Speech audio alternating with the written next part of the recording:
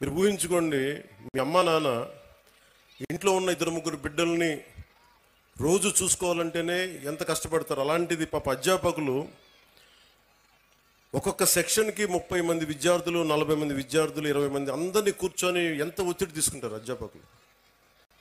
అందుకని అధ్యాపకులకి మనం చాలా సహకరించాలి. చాలా కష్టం అధ్యాపక వృద్ధి. ఈ దేశం బాగుండాలి అంటే కాంట్రాక్టర్లకు కాదు మనం పెట్టాల్సింది డబ్బులు, అధ్యాపకుల మీద పెట్టుబడి పెట్టాలి. అధ్యాపకులను కనుక నిజంగా కనుక బడ్జెట్ పెంచితే, అధ్యాపకుల మీద కనుక పెట్టుబడి పెడితే, వాళ్ళకు కనుక నిజంగా విలువలతో ఉన్న అధ్యాపకుల్ని బయటికి తీసుకెళ్తే ఈ దేశం చాలా అత్యంత అద్భుతంగా ఉంటుంది.